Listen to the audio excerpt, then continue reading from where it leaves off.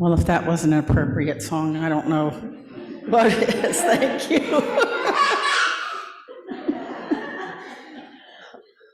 I have to read this with one eye because I'm in between eye operations. Good morning. Welcome to First Unitarian Church of Lynchburg. Here we gather in the spirit of freedom and friendship. Whoever you are, whatever your beliefs, whatever your age, and whomever you love, you are welcome here. As we work together for justice, compassion, and peace, we also acknowledge with humility that our buildings sit on land originally part of the Monacan Nation. My name is Kim Sinha, and I've been a member of First Unitarian for 18 years. If you are with us for the first time, we are glad you chose to be here this morning to participate in the service for this church community we love. We would be happy to tell you more about our community during virtual social time following the service. If you would like to receive our monthly newsletter, Friday email updates, please fill out the virtual visitor card found on our website, uulynchburg.org, under Sunday services held via Zoom. You may also wish to join our Facebook group. For those of you on Zoom, please note that the order of service is in the chat to the right of your screen. If you're with us for the first time here at the sanctuary, there are yellow cards on the seat backs that you can fill out to also be added to our email list for Friday updates and our monthly newsletter. Announcements are included in the insert in your order of service. Now let us enter a time of worship as we light our chalice. And for the children's chalices, we have Holly and Willow to come up as we light their chalice. So let's say these words together. May the light we now kindle inspire us to use our powers to heal and not to harm, to help and not to hinder, to bless and not to curse, to serve you, O Spirit of life.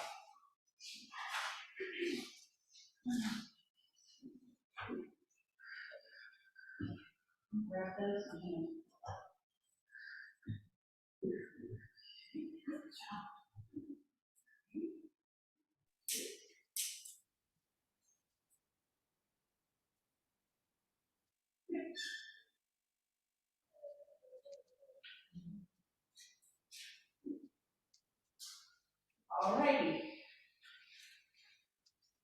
And now if all the children would come forward and you can go off to your religious education classes. Keepers of the flame, our hearts, our hope, our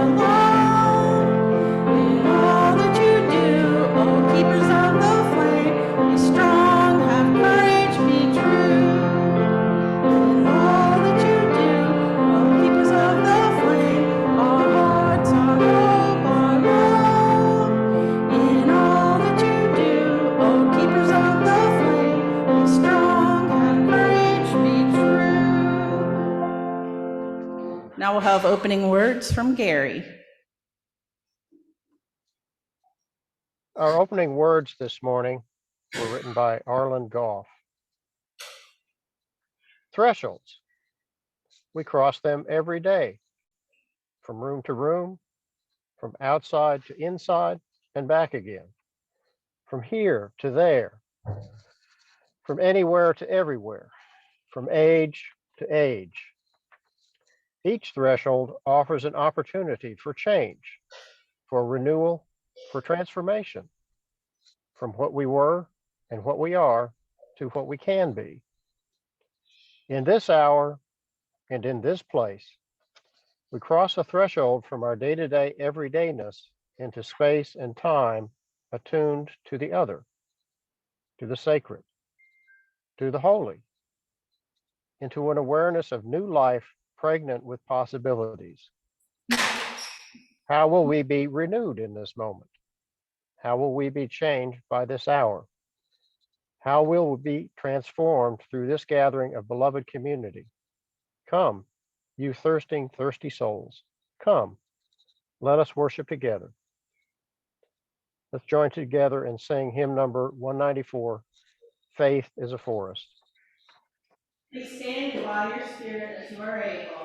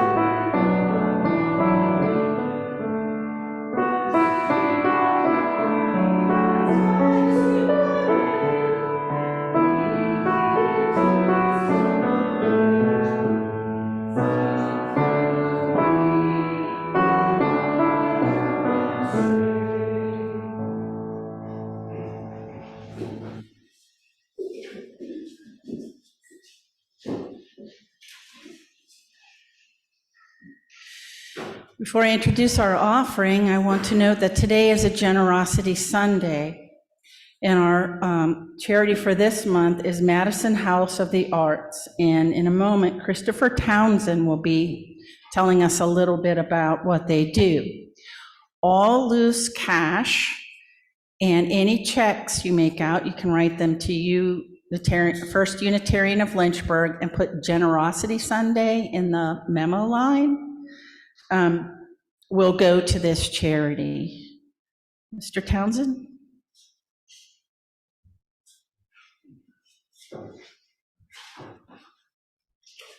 Thank you for having me here.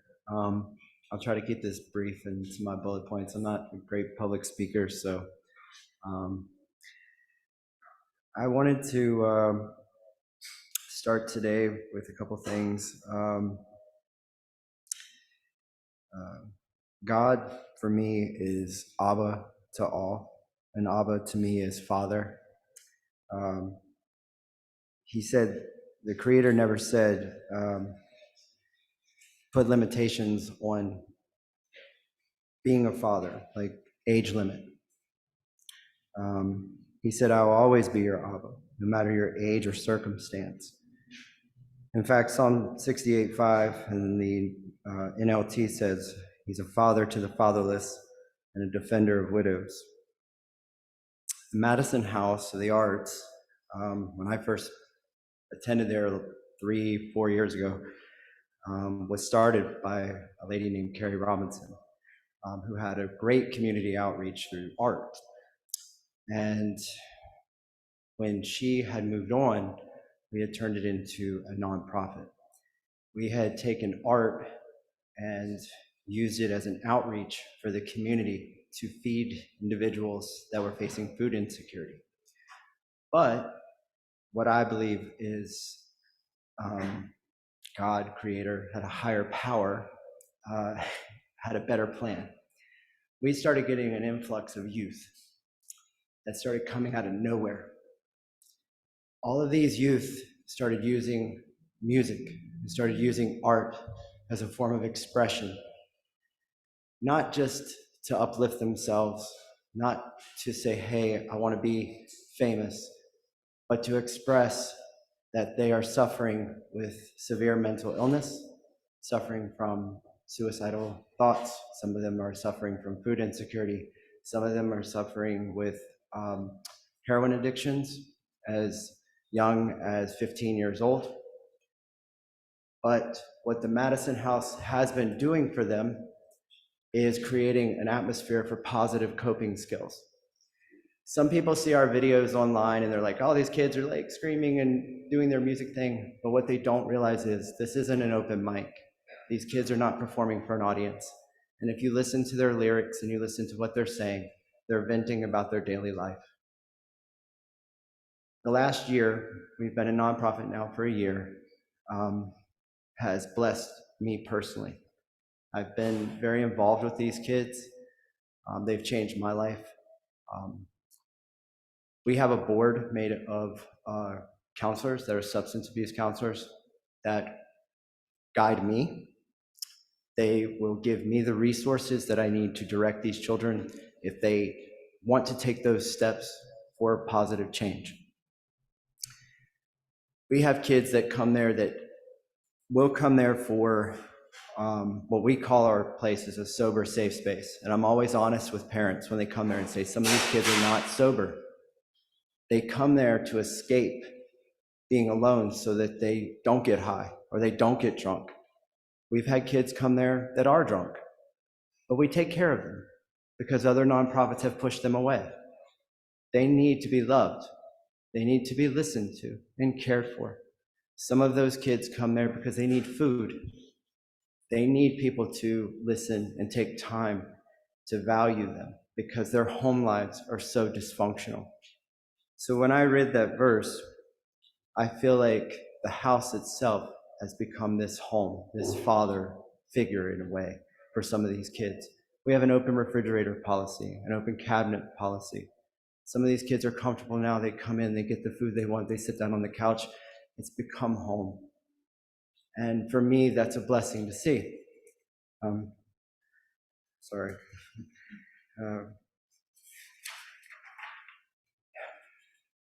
We use the arts there also to teach these kids to serve the community. If they want to play a live show there, they have to do a fundraiser for it, meaning they have to do a canned food drive, sock drive. They have to raise awareness to something in the community. Same thing with the visual artist. I'm a firm believer that in order to, any artist should have to, I won't get into all that, but I love to watch them serve the community in order to play their shows. They're all learning valuable lessons by doing that. And it's been a blessing to see them be able to go into a community, especially over on Madison Street, which has a lot of poverty, a lot of people facing food insecurity. There's people on that street right now that I personally know that have to choose between electric and water each month. We have community tables set out. Those community tables, we set out as we get food. We set out water, we set out food, we set out free clothing. We also have a free pantry inside that is with the Blue Ridge Food Bank, that on Tuesdays we sign up people for the food bank, but we go beyond that. We have community food that the community donates, and that's where we need help, because that food goes quick. And now that everything, prices have gone up, things like that, we don't get as much. And we have individuals that come to our house, and our kids, the ones that are serving, they see that, and they ask all the time, what can we do? These kids are serving. These kids are from broken homes so bad, they don't have anything. They'll bring me $10, $5 and say, buy canned goods, because they want to help, or buy feminine hygiene products, or do whatever. It's a blessing to watch how their lives have changed. I know I'm all over the place, so I'm trying to get all my bullet points, but I want to read you guys one thing really quick, and then I'll be done. We got a letter in the mail from a prisoner who read a news article about us. He was put in jail at the Charlottesville Regional Jail. I don't read this letter often, but I'm going to leave his name out. He said, Mr. Townsend, my name is such and such. I'm currently incarcerated at Albemarle, Charlottesville Regional Jail, being held as courtesy for blank. Before I launch into a rant about being wrongfully accused or attempting to blank, or I'll just read it, attempting to rape or abduct someone, I would like to make clear to you and anyone else that though I maintain my innocence, I wouldn't be here at all, and this is very important. I wouldn't be here at all if it weren't for my deeply rooted addiction to methamphetamine. While reading the article about the Madison House in the newspaper, I was struck by the term sober safe space. Sober and safe are things I haven't known to coexist in my world since the late 90s. I've spent a good portion of my life incarcerated, and a fair amount of that in segregation due to drugs and fighting, usually over drugs. I'm tired. I recently gave my life back to God, and I can't help but to think He sent me to you, because the newspaper is something of a rarity here, despite the fact that taxpayers' money is supposed to assure that I receive one daily. I have passion for film. I dabble in other arts, but I have filmmaking dreams. I've been a lot of things in my life, but as I previously stated, it's been a long time since I was sober and safe. Simultaneously, I beg you to send me any information regarding the Madison House, as I'm dying the opportunity to be a part of something productive, constructive, opposed to destructive. And then he signs his name and stuff. We get people that come there that want their lives to be changed. I've seen miraculous things that are not my doing. I've seen things I can't explain. 4 years ago, I was on a tour bus with artists and music, traveling around the country. If you would ask me if I've been doing this, I would say no. God has a sense of humor.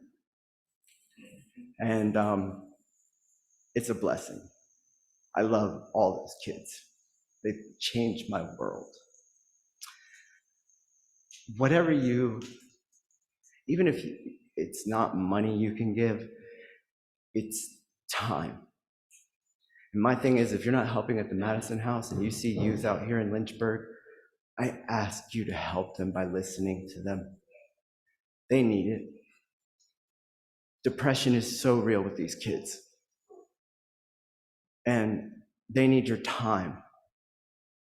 They really do. Just listen to them. And that's really all I have to say. So thank you. And we're at 607 Madison Street.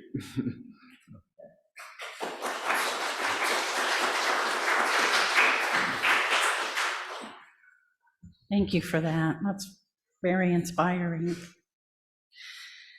The ministries of our church are supported by the love, talents, and efforts of our many volunteers and staff, as well as the monetary support of our members and friends. If you have found this church to be of value in your life, then I invite you to use the donate button found at uulynchburg.org at the bottom of the menu on the left for donations to First Unitarian. Just click the button to give generously through any credit card or directly from your bank. You can also send a check to First Unitarian Church, 818 Court Street, Lynchburg, Virginia, 24504.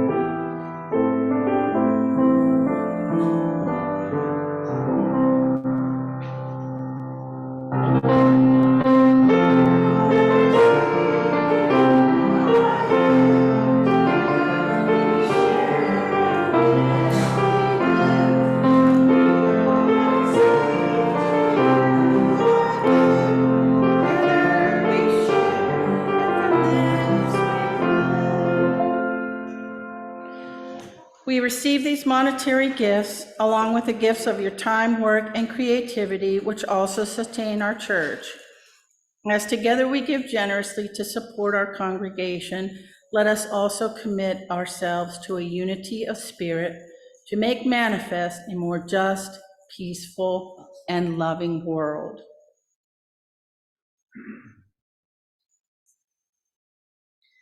It is our tradition to honor the whole of our life.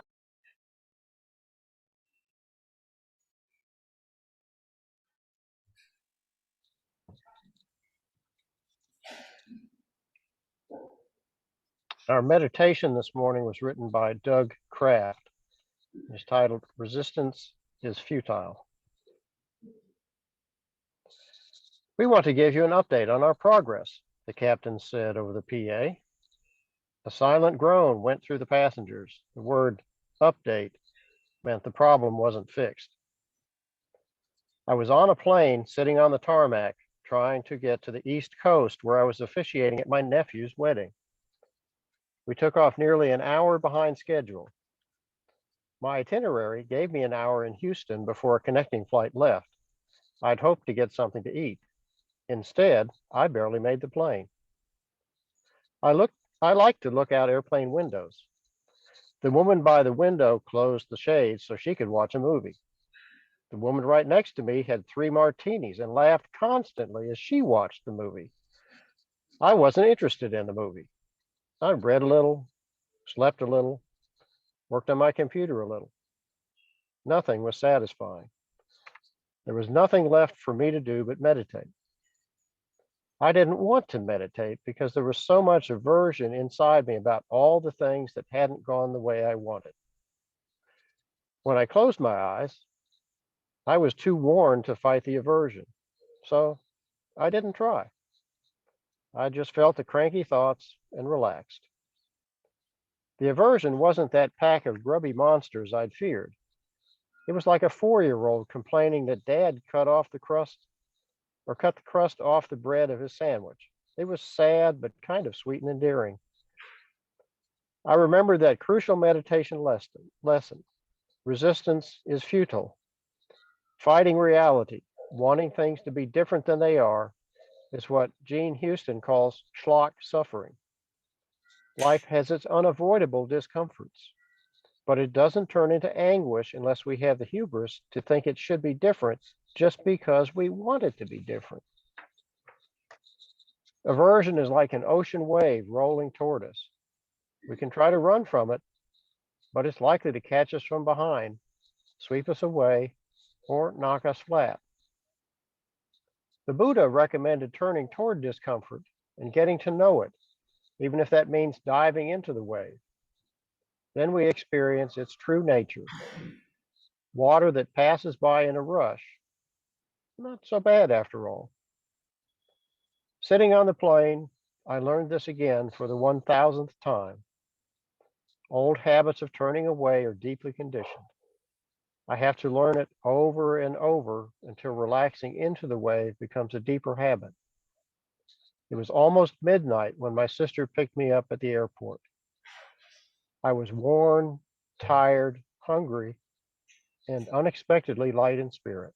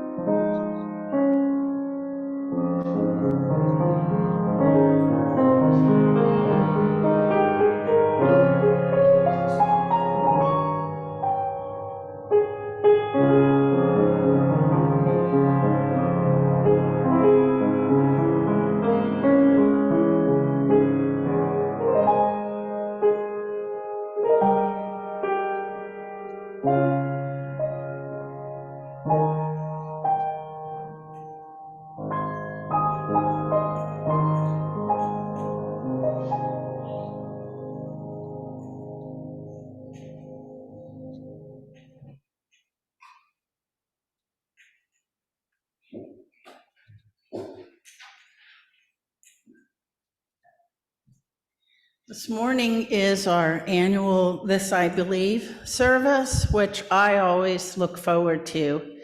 It's an opportunity where usually 3 members, friends of our congregation, are invited to speak. Sometimes they're new people, sometimes they're longtime members, and we always learn something new about them, regardless of how long we've known them. And so our speakers this morning are Arthur Rashap, Candice Ferguson, and Finis Southworth. Now, you can stand up here and speak on this mic if you wish, or you can get a real power trip and speak from the podium. It's whatever you desire. We'll start with Arthur.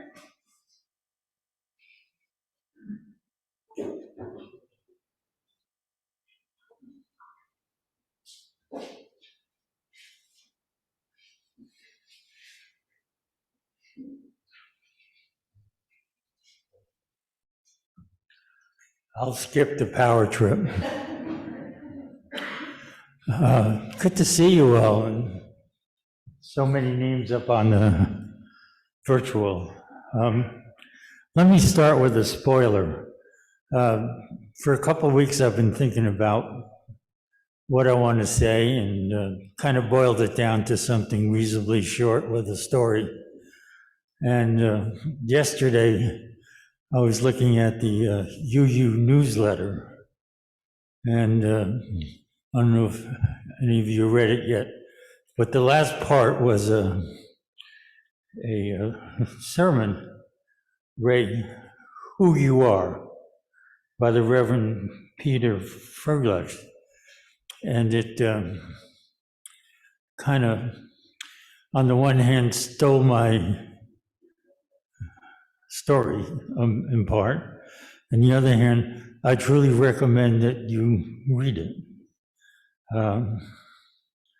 So the bottom line of what I want to share is this. It's not what you are or become, but rather who you are or who you become. Not what, but who.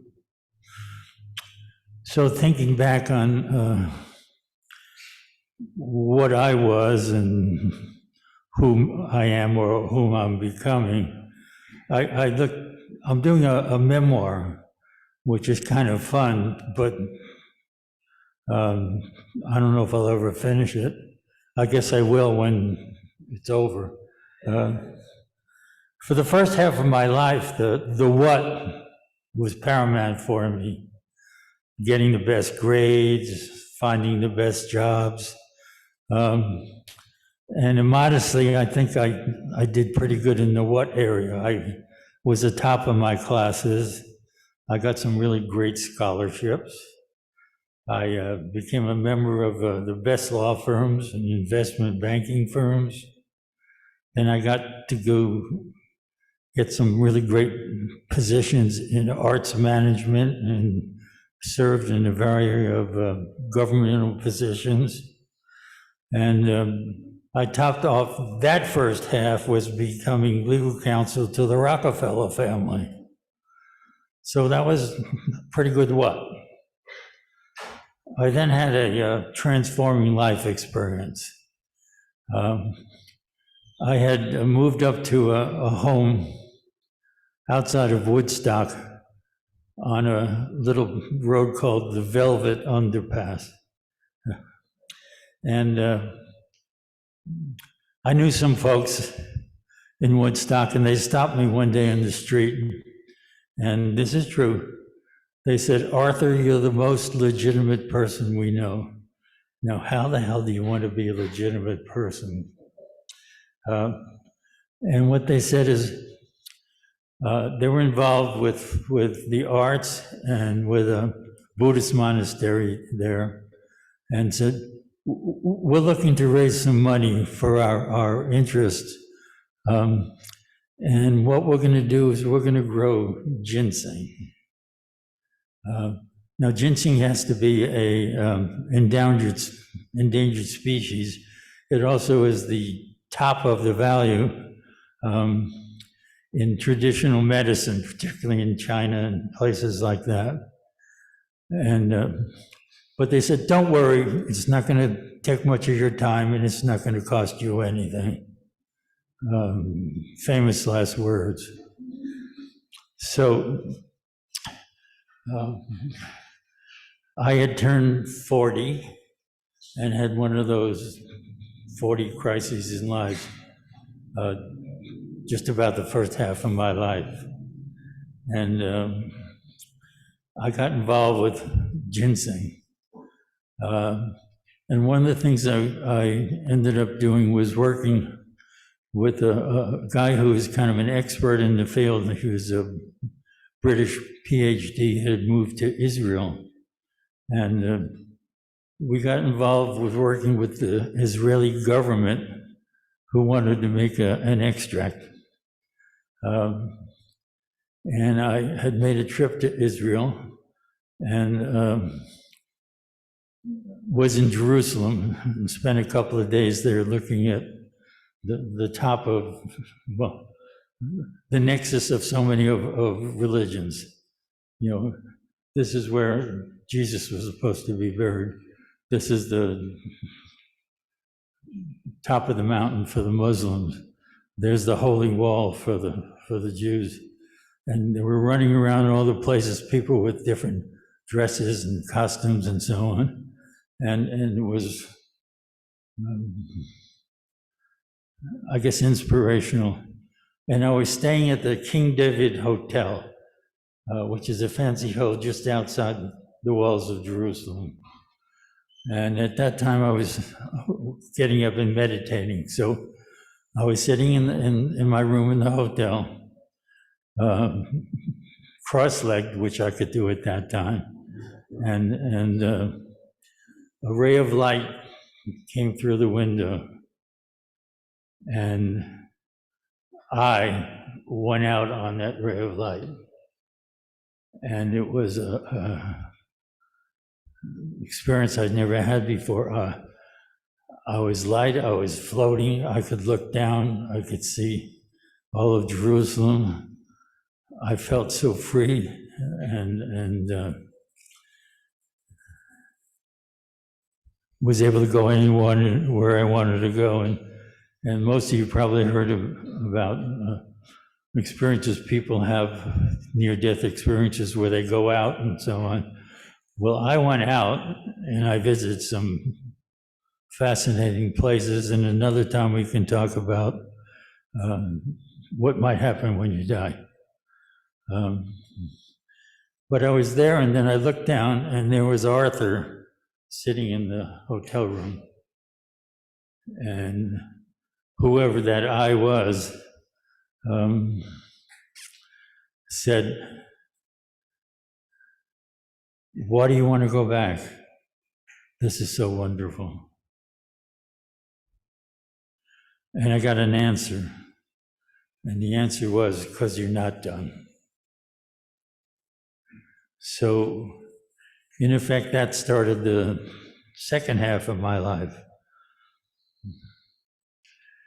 So, that part I have been focusing on the who I was, not the what I was. And I've investigated and experienced in various degrees many of the world's religions and spiritual practices. I've picked up pieces here and there to help me make up that who. And some 22 years ago, which is half of my second half so far, I found the UU Church in Charlottesville. And I started working with its minister and some of its friends there. I became a member of the Worship Associates, which is a wonderful thing. We got to meet periodically with the ministers to plan future sermons and so on. And we basically took over 2 months in the summer because the minister wanted to have his vacation.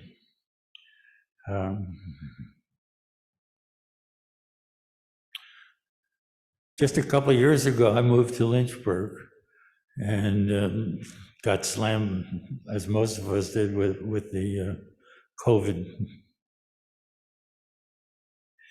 At that time, I reached out to the UU congregation here, and I found it a very welcoming place. One that respects the who rather than the what. Thank you.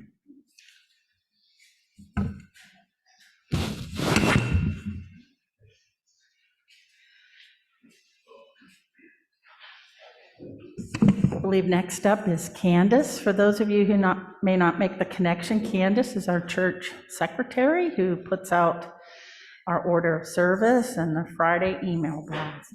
Candice?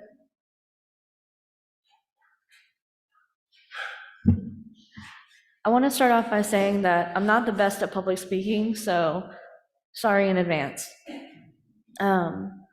Hi, my name is Candice, and I'm the administrative assistant for this congregation. Today, I'm here to talk about what I believe and how I got here. I grew up in a pretty confusing situation. My mom and dad didn't really believe in anything. My grandma was a Methodist, and I grew up in a Seventh-day Adventist church. School, and church. I don't really know why my parents chose a Seventh-day Adventist school, but that's beyond the point. Let's see. Lost my place here. I grew up thinking so many different things. My younger self believed in more of the Methodist views, but as I got older, I didn't really believe in anything. Now, at 26 years old, about to be 27, I believe that there is something out there. I just really don't know what. And for a while, that really bothered me. Because I have this thing where I'm really obsessed with what happens when we die. And it bothers me to my core. Like, it genuinely, like, upsets me. And to not know was really upsetting for a while.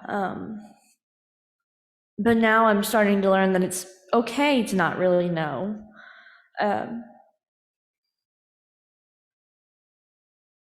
So I do kind of believe that the Bible is more metaphors rather than like actual accounts of what happened. I do still, however, believe in Jonah and the whale, and I do have nightmares about it. I ended up being a part of this congregation, honestly, because of an online quiz. I was looking for a spirituality that I could fit in with, so I took the quiz and it said, check out Unitarian Universalism. So I did.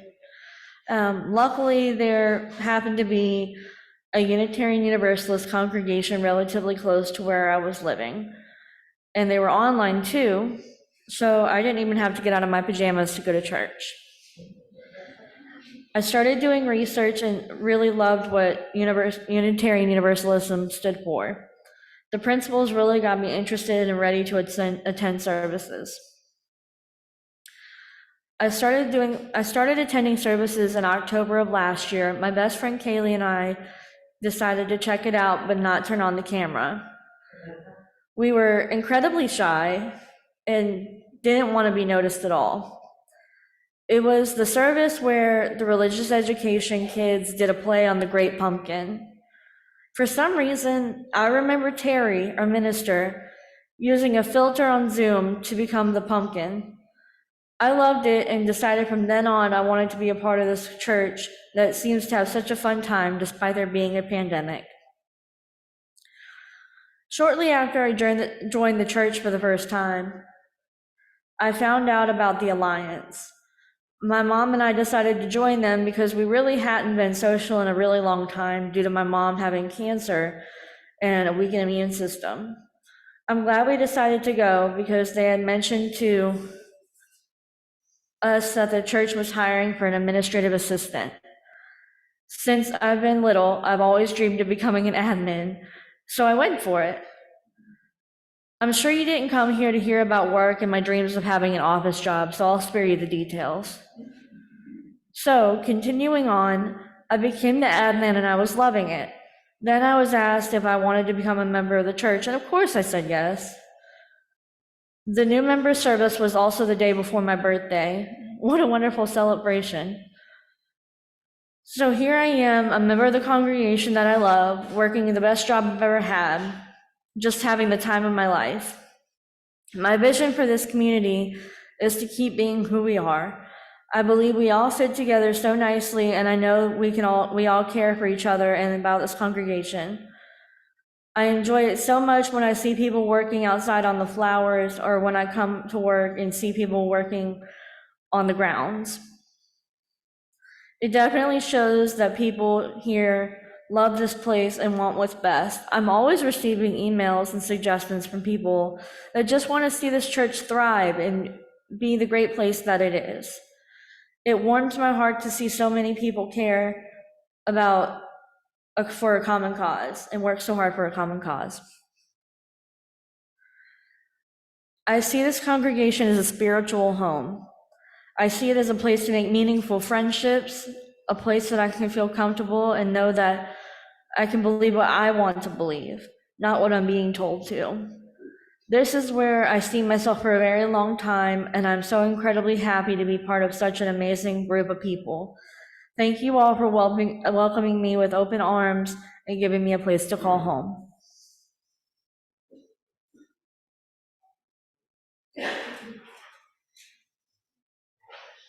Well, Candice, I think you've just graduated to an excellent public speaker. Well done. Our final speaker today is Finis Southworth, who's a very interesting character, who's done a lot for this church. He heads the discussion group. He's been chair of our board, and currently he serves as treasurer. Yep, he controls the money. There you go. Oh, money man chooses the power position. Take it away. Never turned down a chance for a power trip. Okay. So this isn't the first time Gary asked me to do this, I believe. It's the first time I agreed to do it, though. So it was with some trepidation. What turns me against it is the phrase, "this I believe," which for me seems like a non sequitur. It doesn't resonate with me at all. The UU trifecta is much more appealing. And Terry talked about it last week: freedom, reason, and inclusion. None of those say believe, they just are. And they seem very central to me. And I'd add a fourth, that's trust. But let me start. I was born at the Jamestown General Hospital in Jamestown, New York, as were my two siblings earlier. After my father finished his master's degree at Syracuse University, we settled in Asheville, New York, 7 miles from Jamestown, but a very long distance for a preschooler and very much out in the country. I attended almost 7 years of school at Asheville Elementary, which was small enough to have just one class per grade, and we generally stayed together from kindergarten all the way through 6th. Some of my classmates from Asheville can still remember all of their classmates and where they are now.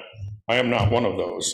So, while in Asheville, our family attended the local Methodist church, whose minister was Reverend Delmar Prost, a very likable and genial person. However, even though baptized in that church, it really held no meaning for me. My brother and I spent most free time in the fields, creeks, and woods surrounding our home, which had far more impact on me than that church. I developed a deep liking for the various toads that we found. Their demeanor, apparent defenselessness, and extraordinary ability to survive drew me to them. One evening in 1956, we were down at the creek when our mother called us in to get ready for bed. I just found an exceptionally large toad and didn't want to lose it. So I picked it up and hid it under my shirt. I brought it home with me and put it in the toy box at the foot of my bed for safekeeping until morning.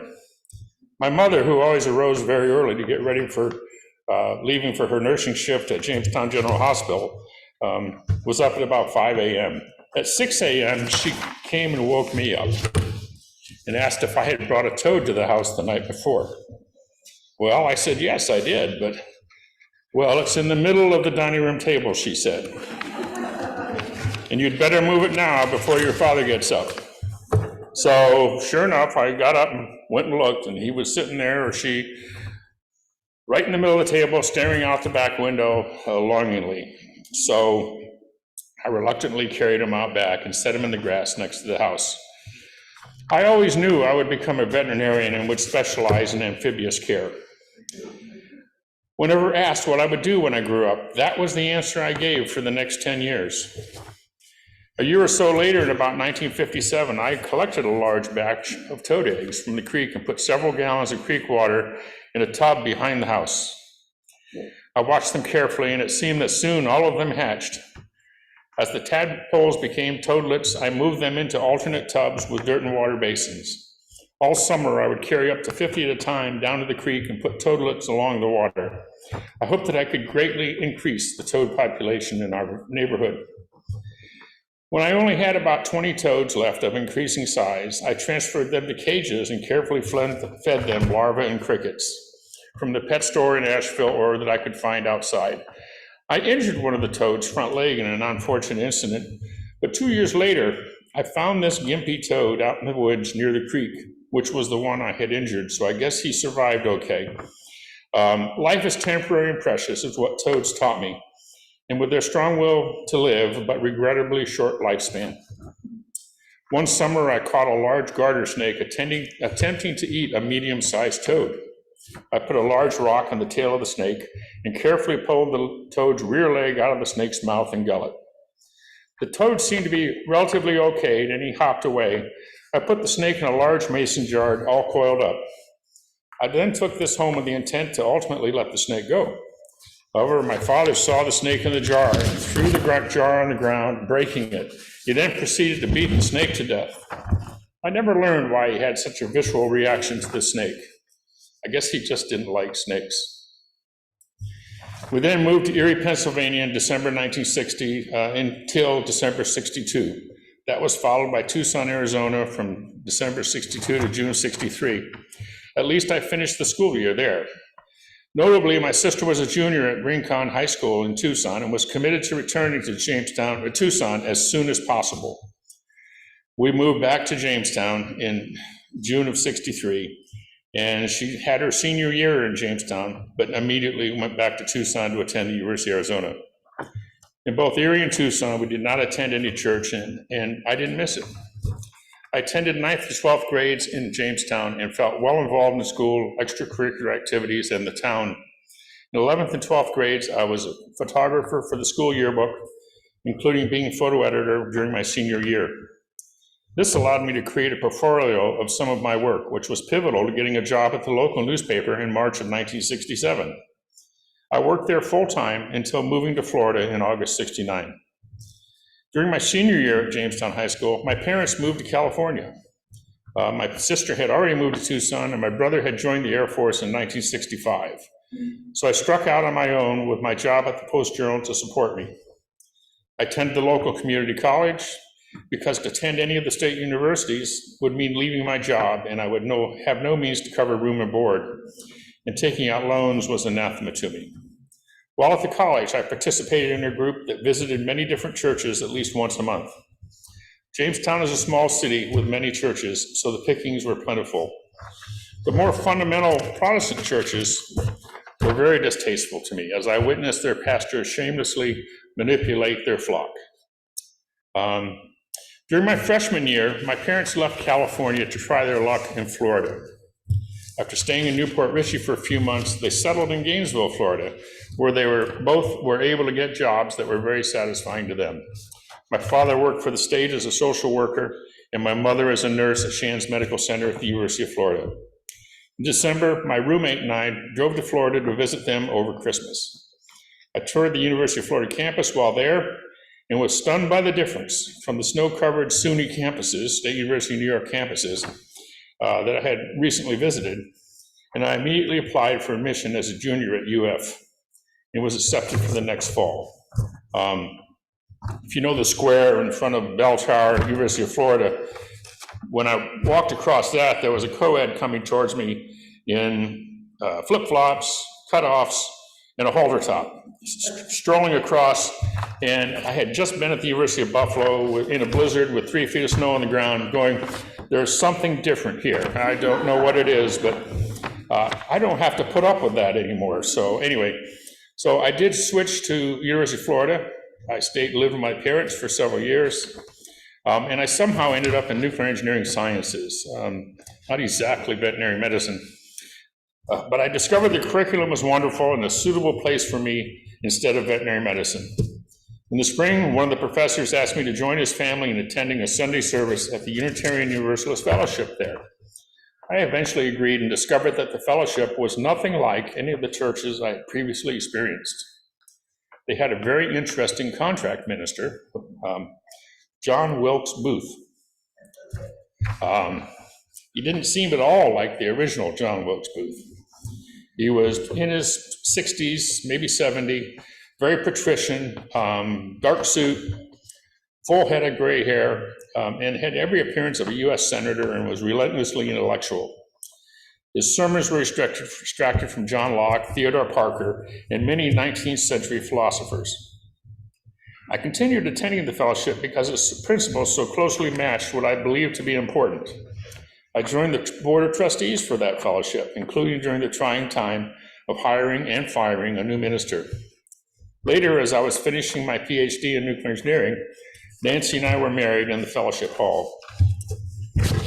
However, by that time they had no minister, and we had to borrow the, what do you call them, from the local hospital? Chaplain, yes, we borrowed the chaplain from the local hospital that my mother found for us. So, and he was okay, but he was Baptist, so he was a bit of a pain, but he did just fine for a young minister.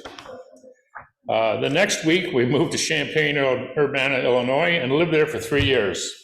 Then Miami, Florida for 13 years, where we had 2 sons born in the 1980s. Then we moved to Idaho Falls in 1990 for 16 years. We never attended any church or fellowship at any of these 3 cities while we lived there. The year before we left Miami, however, my sister, who was a practicing psychiatrist in Bethesda, Maryland, committed suicide in April 1989. I flew to Bethesda to help arrange affairs as she was unmarried after her 4th divorce. Her 3 children were all away at school, 2 in universities, and the youngest at a prep school in his sophomore year. Had 2 years of high school to go. As the children came and gathered in Bethesda, they, my mother, and I discussed funeral arrangements. I suggested we find a local female Unitarian Universalist minister to conduct the service. My sister had been all different faiths, a different one for each of her husbands, and one that she was before that, which was Methodist. So with that varied background, it seemed like it would be much more appropriate to do a UU minister. So we did find a wonderful minister in Rockville who agreed to meet with us on short notice and to help planning the service. She arranged interviews with each of the children, myself and some of Cassie's colleagues, friends, and even some old friends from Asheville, New York. We guessed there would be about 100 attending, but it became closer to 300. So the entire funeral home, all of the dividers of the various rooms were opened up, and we filled the entire place. The minister was amazing and conducted the service at the funeral home and at graveside. It was filled with terrific eulogies from friends old and new, and all woven together in my sister's favorite poems and songs. This had a great impact on me and reminded me that UU was a good place to go. In January 2006, however, we left Idaho Falls for Lynchburg, Virginia for a job with Framatome. Our older son was 24 years old and wanted to stay in Idaho Falls, which he still has done to this day. Our younger son, Spencer, was just graduating from high school in that spring and wanted to move with us. We were very grateful to this, and Spencer immediately got a job as an electrician at Woolridge. In September 2008, though, during the throes of the business slowdown, he was laid off. After a year of struggling with odd jobs for Spencer, we all talked about finding a church to join. A quick survey of the phone book showed that there was a Unitarian Universalist congregation in Lynchburg, and the 3 of us met with Reverend Paul Boothby in December.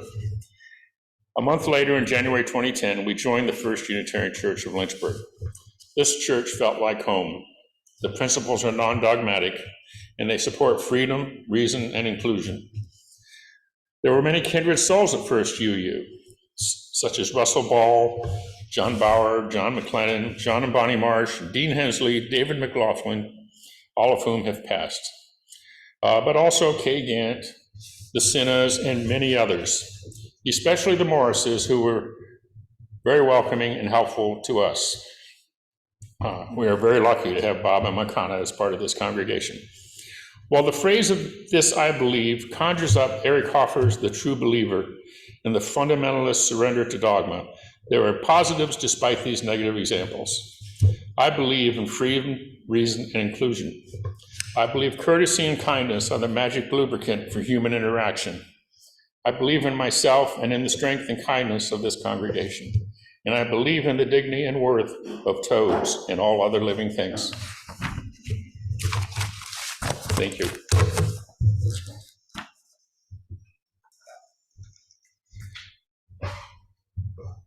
Excellent. And now, if you would join me in singing and rise in body and spirit as you are able, hymn number 350, The Ceaseless Flow of Endless Time.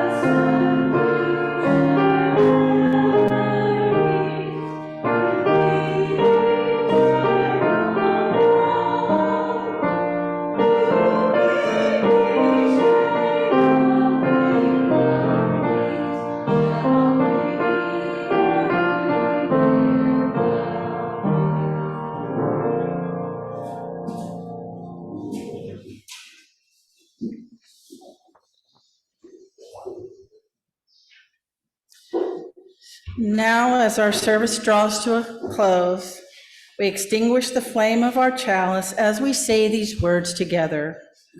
We extinguish this flame, but not the light of truth, the warmth of community, or the fire of commitment. These we carry in our hearts until we are together again.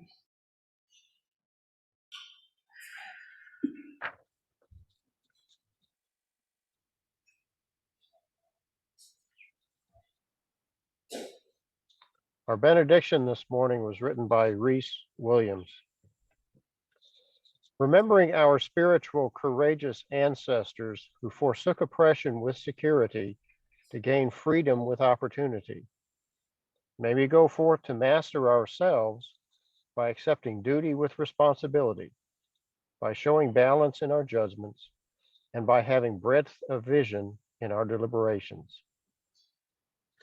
May we be exemplars of that spirit, moving forward with conviction and commitment, with unity without uniformity, with brotherhood and sisterhood, to serve the truth that sets us free.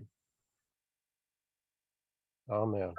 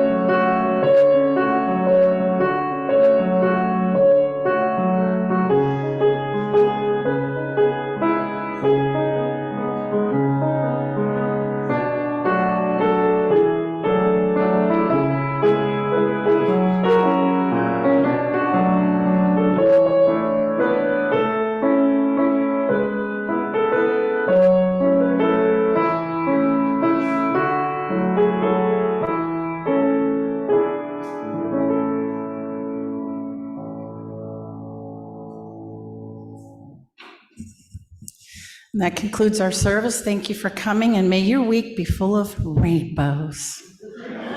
Thank you.